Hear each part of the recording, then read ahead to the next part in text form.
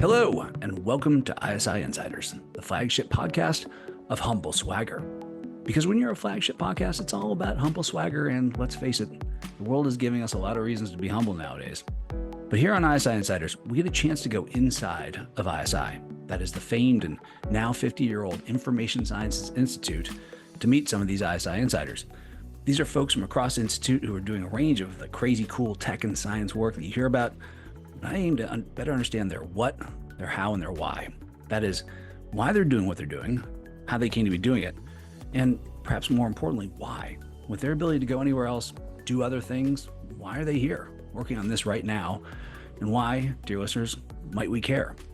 Hi, I'm Adam Russell. I'm the director of the AI division at the University of Southern California's Information Sciences Institute, or ISI, and I'm your podcast host. And along with Nina, the Wonder editor, I'll be serving as your virtual guide as we talk to some of these ISI insiders, because I think talking to the folks doing the work, and not just talking to people talking about the work, might give us a better sense of where things may be headed, or at least where these folks think we might be headed, as well as where they think we should go and how we might get there.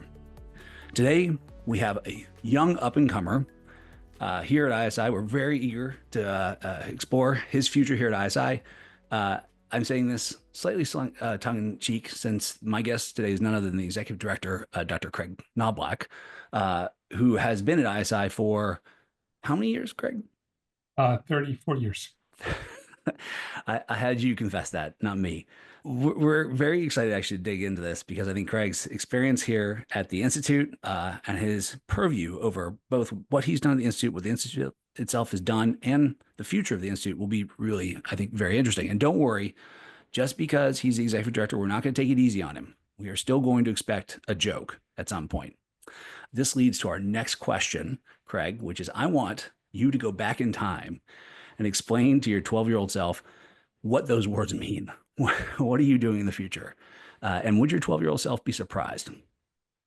Yeah, so let me first give a little bit of background in terms of how I got into computing, because it happened around that period of time. And I got very interested in computers in junior high school. And I was fortunate that I had the opportunity to actually go to a trade school in the afternoon. So I'd go to basically junior high and high school in the morning and go to the trade school in the afternoon. Where were you? Sorry, where are you in the world at this point? This is at Syracuse, Okay. New York. Syracuse. And what was really interesting for me was I quickly discovered that I had a passion for this. And I quickly learned BASIC and became very passionate about programming. And at the same time, I quickly got a job at this computing center as an operator and learned all about how it actually worked. I mean, this is a time where to actually reboot the machine, you actually first had to load a paper tape and then a magnetic tape, and then it would actually boot. Interesting. So you got your hands on that in high school. So did you know at that point, like, this is it? This is what I want to do? Yeah, at that point, it was like, this is where my passion was. It's like, okay, I want to spend the rest of my life programming. I loved it. So this would not surprise your 12-year-old self at all. I've heard people describe computing as not just a sort of skill set, but actually a way of thinking. Do you think that's true? Do you think computing is a sort of mindset in some sense? Yeah, I think it is very much so, because it's very logical, right? I mean, everything is sort of, they follow the set of instructions, and you create these programs based on sort of this sort of logical model of what you want the program to do. Right. Okay. We ask lots of unfair, probably impossible questions on the podcast, and here's one. So decades in this field, it seems utterly naive and, again, sort of impossible to ask, like what has changed the most? But one question I do ask our guests is, of the research that you've done, what has been sort of the most counterintuitive or surprising finding that's happened to you? Things, and I know it's a hard question, but things where you sort of had some intuition of how things were going to go, and it was exactly the opposite. Well, I would say recently the most counterintuitive thing is where AI has gone. That I never would have expected that it was capable of doing the things that it actually do today. That I didn't think it was possible in our lifetime that we would see this ability of the AI. So to me, that would be the most surprising thing I've seen. Yeah, no, it's taken a lot of people by surprise. Are you all right? So, hypothetical question. You are the director of an AI division at a university institute. What's your strategy? How do you position yourself in the space of this landscape that's changing so fast that could have so many positive and negative consequences? How do you think about that? I think I would follow the strategy that you're actually advocating, which is to embrace AI and figure out how do we actually use it to take the division to the next level. Yeah, my sense is we have to be really explorers, is a term I use, right, in this area. Because anybody who tells you what the world's going to look like in 3, much less 5 years, again, my recommendation is don't make eye contact and back away slowly because it's so hard to predict. Do you feel that the world has gotten more complex? Do you think, especially from your position as executive director, like, is it getting harder and harder to do sort of strategy in the world? I think so, because it's become very unpredictable. Hmm. I think before we sort of knew where things were going to go. We knew what was going to happen next and stuff. And now there's so many unknowns. I was actually playing with this new AI model last night that was trained for geospatial data. And I was blown away that it could like do all these things. And I thought, wow, that's really, really hard. And all of a sudden the AI could actually you could load it a map and ask it these questions, and it understood Yeah. detailed things about what was actually shown on a very complicated map that I thought was really required a human to understand. Yeah. And routinely, this is happening all the time of, well, it can do that, but it'll never do this. Oops, it just did that. And it'll never do that. Or it can never do the next thing, and it'll do that too. And when it fails, of course, it fails in spectacular ways. And the intersection it has with all these other technologies as well, right? I mean, at the Institute, we do lots of things, not just AI, of course, but quantum and cyber and network science. You even have an anthropologist, I'm told. That's just crazy. Um, in the face of this kind of complexity, again, unfair question, you could have dinner with someone live or dead and ask them some questions. Who would you turn to for guidance and thinking through kind of like, how do we chart a course through this kind of complexity? Who do you think is a good thinker? I love sort of the history of science. And so there's one person that always stood out to me, which is Galileo, because there's this book called Galileo's Daughter that Hmm. is like the letters that he wrote to his daughter. And the thing that struck me about someone like that is that he had to work in such adversity. He was the one who basically said that that not everything revolved around the earth, which he was then excommunicated for, right? So, so talk about doing science with respect to adversity. A good reminder. Yeah, that's right. I would love to hear how it is that he was able to actually do what he did, given the circumstances around him. And so he was writing these letters to his daughter. What any sage advice that you take from that you'd offer us? Oh, well, the way I think of it is that, we think, oh my God, I can't get this work funded, or my proposal was turned down. No, Compare okay. compare that to being excommunicated for stating what you know to be true because you have all these scientific studies and measurements. Yeah, and how do you unknow something, right? If you know it to be true and you feel it in your bones, that's hard to do. That said, here we are in this complex world. We don't have Galileo with us. We have Craig, and there are lots of young folks coming up. Part of our job at the Institute, of course, is to bring these folks in and give them the opportunity to make the impact that we can at the Institute. But it is a confusing world. What advice would you have for a young person getting into one of our many fields? I think general advice I'd have is follow your passion, right? Go after the things that you really care about and want to work on, and don't work on something that you don't really care about. I think that will always serve someone well. Oh, your passion. How, how, what advice would you have for people to find their passion if they're not sure they know what it is? I think explore lots of different things and Passion. try to get involved, volunteer your time, work on different projects, volunteer to work with people and stuff. I think that many researchers and stuff are always happy to take on, young people that, want to work on a project or want to volunteer their time and get involved and stuff. I think Yeah, that's the best way to find it. I've heard that before, where people, especially with recent generations, of this idea of like I'm waiting to find my passion, and their point is like the passion's there, but you won't know it until you actually start working on something, right? Yeah, it's an active thing you have to discover. So that squares with my understanding of that. Um, what is the best part about your job? I love the fact that I get to think about new areas, new things that we want to do, and provide opportunities to do things for other people to work on new problems. I think that one thing that's exciting to me is sort of being able to sort of look out and sort of say, well, we don't really do enough work in sort of AI for health, and so then we can sort of say, hey, let's figure out how we could start a new center on AI for health, which we did at ISI, and work on those problems, which I think are really important.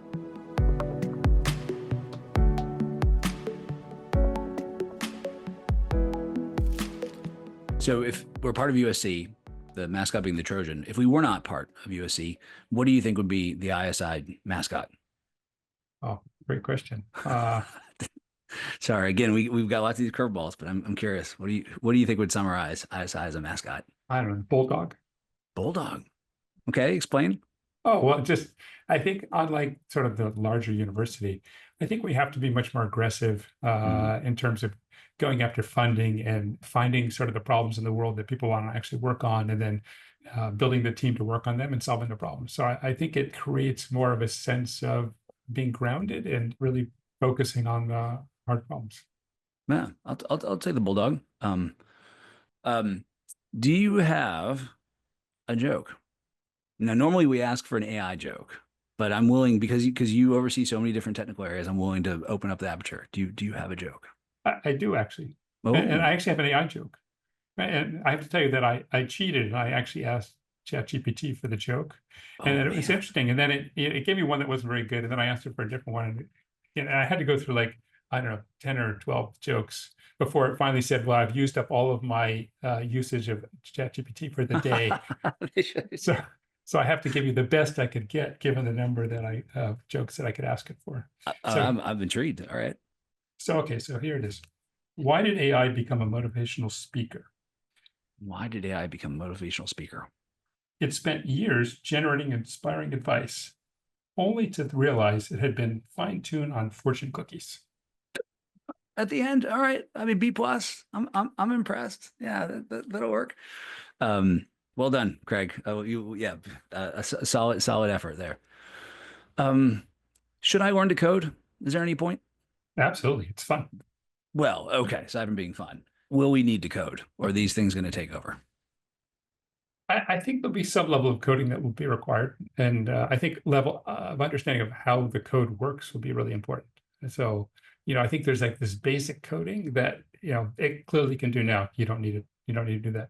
But if you don't understand what it's doing, then putting together much larger systems and understanding how they work and where they could go wrong and what the security issues are, that will require a depth of understanding of coding. Gotcha. Yeah. Fine. Okay. Those are in for coding. Gotcha. What is your favorite? Now, traditionally, I ask about AI, but let's ask more generally. What's your favorite sort of science fiction, tech-oriented movie or book? Favorite movie would be 2001: Space Odyssey. Because I always loved the Hal character in the book. It's just I don't know. you There's love the how but for our readers or listeners, that's the computer that tries to kill the humans. So we're gonna pull on that thread, Craig. not because I wanted to kill the humans, but more because it just thought it was a really interesting the whole dynamic in the book, right? Where somehow the computer actually turns against the humans, and I think it's sort of a for me, it's sort of like a cautionary tale that you could program something to do something that you expect it to behave in a certain way, but maybe you didn't get the programming quite right. And so it sort of saw its directive as, okay, I need to preserve X, and that's not what it actually that led to it locking the astronaut outside of the spaceship. Yeah. This is where I draw comparisons between advanced artificial intelligence and my children, where it's like that's not what I meant. I said that, but that's not what I meant. And not implying my children are trying to kill me, although sometimes I wonder. Um, yeah, that's interesting. What if you had to write a science fiction novel, what would it be about? Oh, I think I'd want to write it about AI and the future of our planet. Okay. Does it involve interplanetary travel? Do you have a strong feeling about whether or not we need to get off this rock? Oh, I worry about getting off this rock because I don't think living on Mars is going to be the same as living on Earth. I would be So, surprised. I'd rather we try to preserve the planet we have than to move to another one. Yeah, no, that would be nice to prove that we can save one planet before we go around starting to crap up other ones. Um, in the time that you have been an executive director, what has fascinated you most about how like research and development gets done in the United States? Let me ask you this question. What has been the most positive development for R&D in the US while you've been the executive director?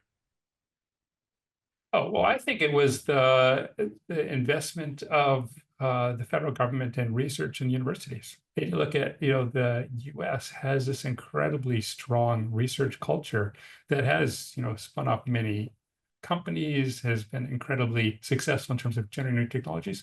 I mean, people come from all over the world because our universities are so successful. So Yeah. You've actually started a couple companies, as I understand. What's harder, running a research institute or university or starting a company? oh, they're both very hard in different ways. So, what's hard in starting a company, especially if you're starting it from university technologies, which we did, Hmm. is doing the mapping from, okay, how do you take the technology and make it apply to a problem that you could actually make money on, right? It's going to be great technology, but that's not necessarily a business. So coming up with that sort of finding that mapping to the real world, I think is the challenge. Whereas running the institute, it's less about that and more about, how do you sort of provide the vision and leadership to sort of, find a good path for the institute to succeed and be successful. It's quite different. Yeah, no, I suspect that's true. I guess one of the things that I like about the institute is, this explorer mentality. We will find ways to make things work, but the way you do that is by failing a lot, trying things and not having them work. What in your experience, what comes to mind as sort of your greatest failure? I think sometimes I can think of one instance actually where I misjudged a student. I view that as a failure where I thought this student is never going to succeed in a PhD program, and I told them they should find another advisor. And then they went on to work with someone very well known, very successful, and they did a great PhD. So I think sometimes I can misjudge people. Interesting. So, how has that like updated your ability to judge people? Oh, I'm much slower to make that kind of judgment, right? So I'm much more willing nowadays to give someone the benefit of the doubt and sort of say, oh, maybe we don't work well together, but there might be a good path for this person, and I just don't know what it is. We could use some more of that around the world, Craig. If you wouldn't mind spreading that philosophy, that would be fantastic. Um, do you, where do you think you're going to be in 5 years? I hope I'll be continue to do research. That's where my passion still lies. I've enjoyed being the director of the institute, but what I think enjoy most day to day is working on research problems. If you had your choice in 5 years, what problem would you be working on? Knowledge graphs. Is there any problem that can't be tackled with a knowledge graph? No, really not.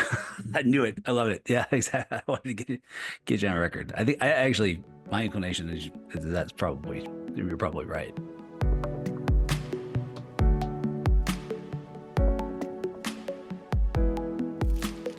Who's your hero?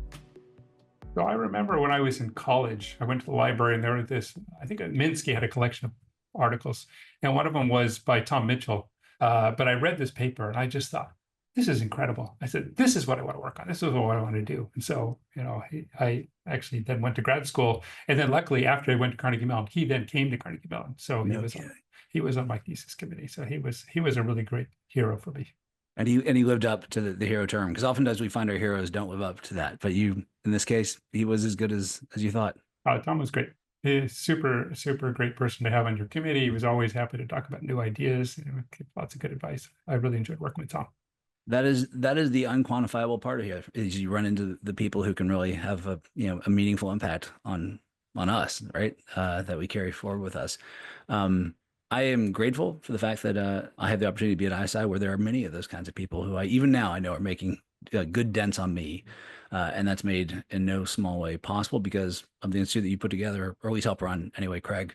So, in pursuit of, as I say, the best of all possible futures, I wanted to thank you for taking time to be on this podcast to answer some crazy questions and give us a little bit more insight into another ISI insider. It was fun. Thanks for having me. And you do. I mean, strong performance on the joke. I was very impressed. Folks, if you enjoy these short podcasts, please do what really only you can do, or at least we only want you to do, because you're the ones listening. So it's informative. That's feedback. Rate us, score us, evaluate us, grade us, subscribe, spread the word, send us feedback, offer up good questions, AI jokes. We'll take it all. But of course, just please keep listening and learning. And join us for another episode of ISI Insiders, where we'll keep exploring, keep learning, and keep humanizing tech to help navigate our way through this weird, weird world trying to do what humans can do best when they face these kinds of challenges, working together as if all our lives depend on each other, because they do. So for now and for the future, fight on.